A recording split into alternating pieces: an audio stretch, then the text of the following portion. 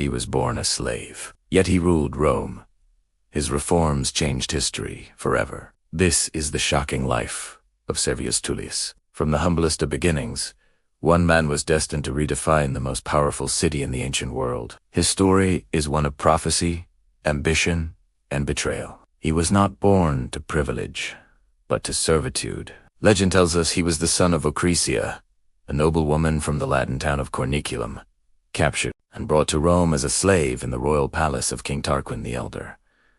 But his true paternity was shrouded in mystery. Some whispered he was the son of a god, a divine spark from the hearth of the palace itself. This belief was ignited by a miraculous event from his childhood. One day, as the boy slept, flames were seen dancing around his head, a harmless, ethereal fire that did not burn him. The queen, Tanaquil, a woman versed in Etruscan prophecy, recognized this as a sign of greatness. She declared that this slave boy was destined for a glorious future. From that moment, Servius was no longer treated as a slave, but as a son. Raised within the opulent walls of the Roman royal palace, Servius Tullius received the finest education available.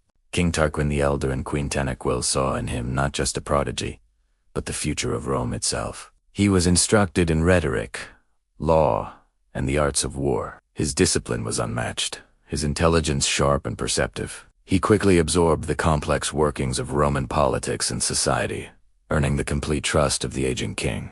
Tarquin the Elder saw Servius as the loyal and capable successor he needed, favoring him even over his own sons. This special relationship, however, planted dangerous seeds of jealousy and resentment within the royal family. As Servius grew into a capable young man, he was given command in the army and proved himself a skilled leader. His influence swelled, and he was married to the king's daughter, solidifying his position as the heir apparent. His ascent was remarkable, but it was also placing him on a collision course with those who felt the throne was their birthright. The inevitable conflict erupted when the sons of the previous king, Ancus Marsus, who had long harbored a grudge against Tarquin for usurping their father's throne, decided to act. They hired 2 assassins who, disguised as shepherds, struck down King Tarquin, the Elder, in the heart of Rome. The city was thrown into chaos. But the quick-thinking Queen Tanaquil concealed her husband's death. She addressed the public, announcing that the king was merely wounded and that, in the interim, Servius Tullius would govern in his name. It was a masterful political maneuver.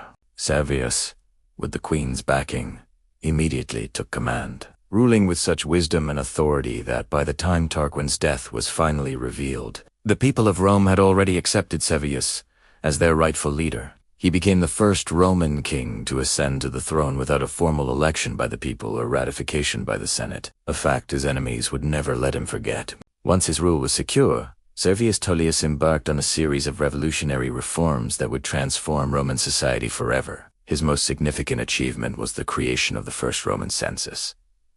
This was not merely a head count, it was a radical restructuring of the citizenry. For the first time, Roman citizens were divided into classes based on wealth, not birth. This new system, the centuriate assembly, directly tied a citizen's military obligations and voting power to their property. The wealthiest, who could afford the best armor and weapons, formed the elite cavalry and heavy infantry, and also held the most voting power. The poorest were largely exempt from military service, but also had the least say in government. This pragmatic reform strengthened the Roman army by ensuring soldiers were equipped according to their means. He also expanded Roman citizenship, integrating new populations into the state and bolstering its manpower. To protect his growing city, he commissioned the construction of a massive defensive wall, the Murus Avianus, parts of which still stand today as a testament to his foresight.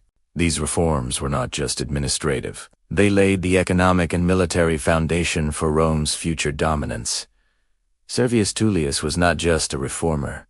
He was a warrior king. His reign saw numerous conflicts with Rome's rivals, particularly the powerful Etruscan city-states of Veii Cura and Tarquini. For 20 years, he waged war to defend and expand Roman territory. His military reforms proved their worth on the battlefield. The newly organized Roman army, funded and structured by the census, was more disciplined and effective than ever before. He successfully repelled Etruscan invasions and solidified Rome's position as the dominant power in the region of Latium. His strategic genius ensured that the city he was so carefully building at home was secure from threats abroad, allowing his domestic reforms to take root and flourish. But the greatest threat to Servius Tullius came not from a foreign enemy, but from within his own family. His own daughter, the fiercely ambitious Tullia the Younger, despised her father's humble origins. She entered into a secret and treacherous pact with Lucius Tarquinius,